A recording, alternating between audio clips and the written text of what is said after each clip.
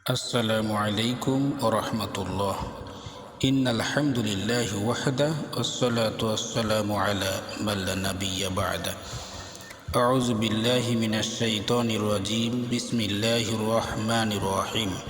إنا كذلك نجزي المحسنين. إن هذا لهو البلاء المبين.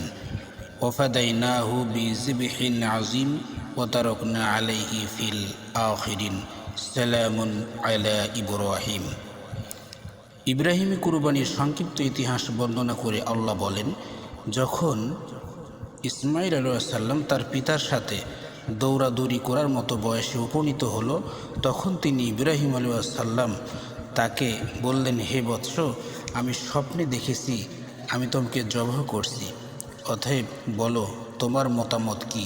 ছেলে বলল, হে আব্বা, আপনাকে যা নির্দেশ দেওয়া হয়েছে তা প্রতিপালন করুন, ইনশাল্লাহ আপনি আমাকে ধৈর্যশীলদের মধ্যে পাবেন। অতঃপর যখন পিতা ও পুত্র আত্মসমর্পণ করল এবং পিতা পুত্রকে উপর করে ফেলল, তখন আমরা তাকে ডাক দিলাম, হে ইব্রাহিম আলাইহিস সালাম, নিশ্চয়ই তুমি তোমার স্বপ্ন সত্যে পরিণত করেছ। আমরা এমনিভাবে নেককার বান্দাদের পুরস্কৃত করে থাকি। নিশ্চয়ই এটি একটি সুস্পষ্ট পরীক্ষা।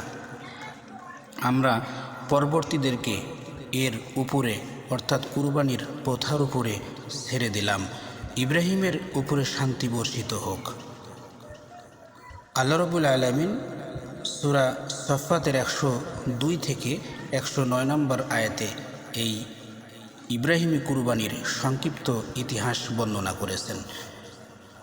তাফসিরে ইবনে কাসিরের মধ্যে এসেছে, হযরত ইব্রাহিম আলাইহিস সালামের 86 বছর বয়সে ইসমাইল বিবি হাজেরার গর্ভে এবং 99 বছর বয়সে ইসহাক বিবি সারাহ গর্ভে জন্মগ্রহণ করেন। ইব্রাহিম আলাইহিস সালাম সর্বমোট 200 বছর বেঁচে ছিলেন।